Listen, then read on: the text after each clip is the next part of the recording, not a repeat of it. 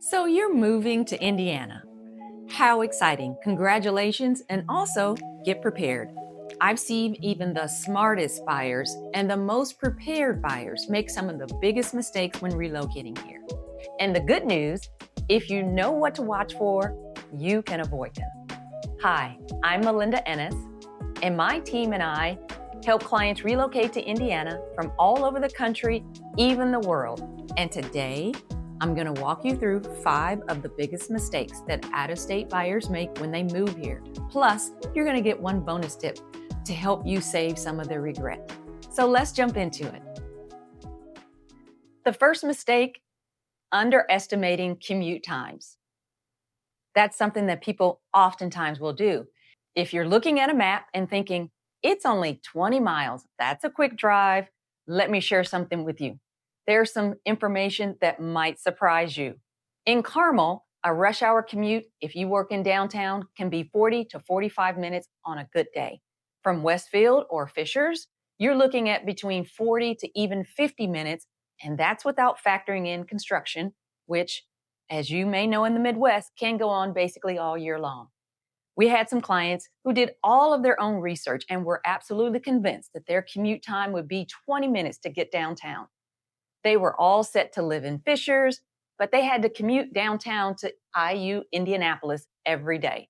We talked about the realities of their travel time, and we also suggested that they stay in a hotel near the neighborhood that they were considering so they could drive the route during normal business hours. And guess what? They were pretty shocked to find that the commute was double what their research had told them. They did end up buying in Fishers, but at least they knew exactly what to expect rather than being disappointed, after they had done that commute a couple of times. So, coming from a larger city, you might consider these commute times to be okay, they're super manageable. But if you're hoping for that 15-minute commute from suburb to city drive during peak rush hour, Indianapolis traffic just might be a bit of a surprise for you.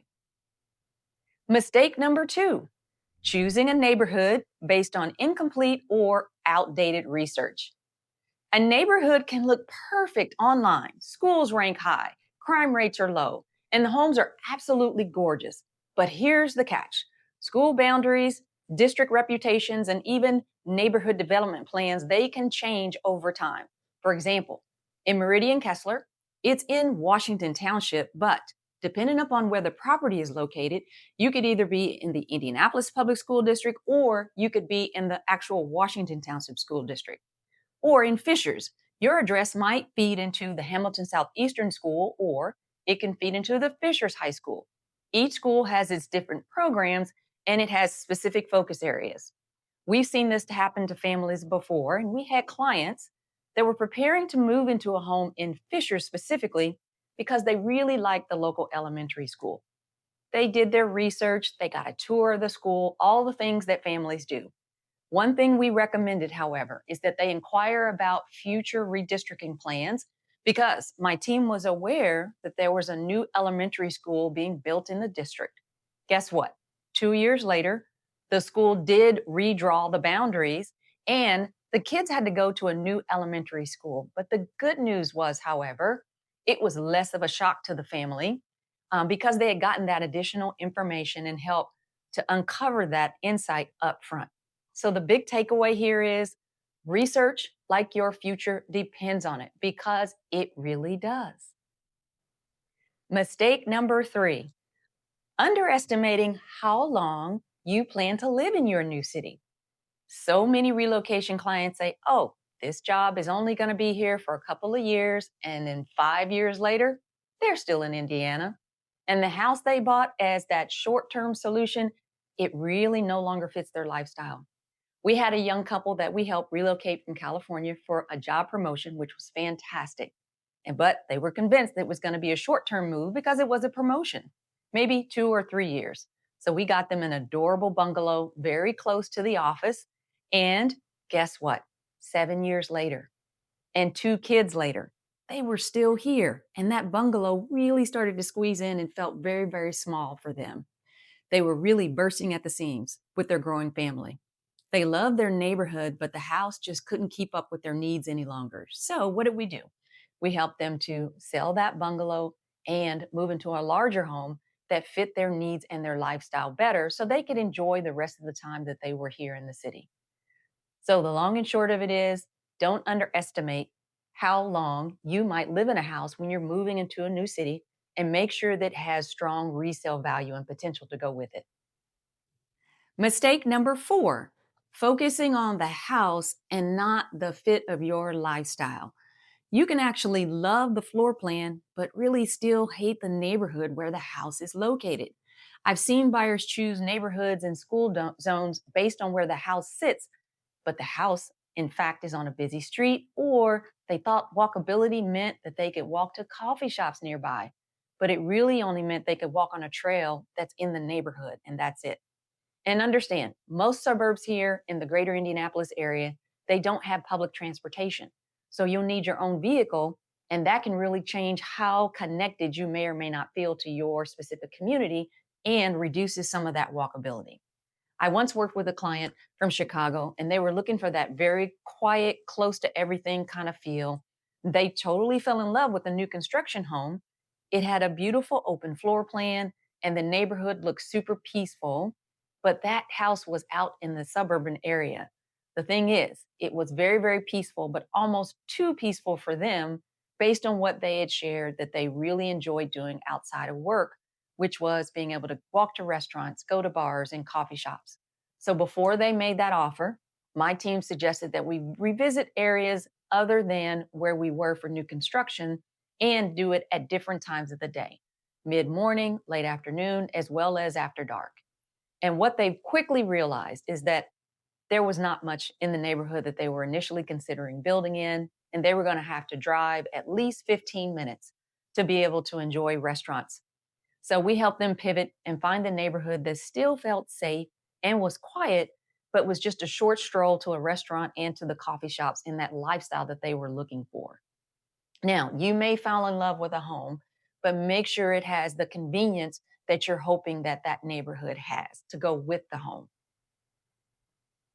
Before I share mistake number 5 and the bonus tip, if you find these insights helpful, go ahead and like this video so YouTube knows to show it to more people that are making the move to Indiana. Mistake number 5, skipping the local advocate in the process. Corporate relocation agents and builder reps, they can definitely be helpful. But remember, they often are hired to serve the company or the builder first and not you specifically. Without someone local in your corner, you really could miss out on negotiation opportunities, inspection and red flags that might be in a house or an area, or even a better fitting neighborhood that you didn't know existed. I recently helped a client who was getting really frustrated with their assigned corporate relocation agent. Even though the clients asked about other neighborhoods they'd researched, the first agent just kept showing them homes in the only specific area that they were familiar with. The clients felt like their concerns just weren't being heard because the agent wasn't really listening to what they wanted and not pivoting the way the family needed to. After hearing about their situation, one of their coworkers who we previously worked with recommended that they talk to my team to really determine if we'd be a better fit for their needs. Because the client thought they were locked into only using the realtor that their company had provided, understandably, they were a little hesitant. One of the things we shared with them is they should be able to work with the person that's going to give them the best fit and the company that's going to provide their needs. So, after having a conversation with their relocation coordinator, we worked to really make sure that our team would align with all of their corporate relocation guidelines, agreeing to their terms, and then we helped them find a home in a different part of town that they absolutely loved. It was a neighborhood that fit their lifestyle and their preferences, not just one that the corporate relocation company had on their list. So you can see that relocation is a journey and it looks different for everyone. So make sure that you find the best fit for your needs, whether you're doing a corporate relocation or you're relocating on your own. Bonus mistake, falling in love with the photos and not the property. Online listings, they can be magical until you see the house in person. That private backyard might really back up to a busy road, or the spacious kitchen, as it's described, might feel like a really cramped space once you're standing inside of it. I worked with a couple, they were moving here from Milwaukee. They could not get to Indiana in person. So we did virtual tours and walked through their top picks that they had selected. Online, these top picks, they looked perfect. But on camera, once we were doing the virtual walkthrough, one private backyard, it backed up to a noisy 4-lane road. And another one, the spacious kitchen in the description, we could barely get two people to walk through the kitchen while you were cooking. So it would have been super tight for them. The other one that we saw, unfortunately, it had a cell phone tower looming in the backyard. So that's another red flag that the family wasn't interested in having. So, of course, that helped us to rule them out very quickly. And we found a home that looked just as real in life with no surprises as the photos did for the marketing. And sometimes those photos, we know they're strategic marketing. They give you an illusion to make the property look better than in reality. Or sometimes it could even look better in person than the photos make it out to be. So that's where having a local set of eyes makes all the difference in the world. So to recap, the 5 mistakes that people make when they're relocating are understanding commute times, choosing a neighborhood based on incomplete research. Number 3, underestimating how long you're going to live in that city. Number 4, focusing on the house and not the lifestyle fit for your needs. Number 5, skipping a local advocate. And our bonus, don't forget, don't let those photos be your final decision maker.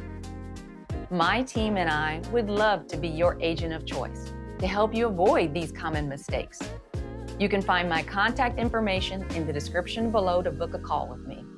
Don't forget to like this video and subscribe to my channel. Let me know in the comments what you'd like to see next. Thanks so much for hanging out with me today, and I'll catch you in the next video.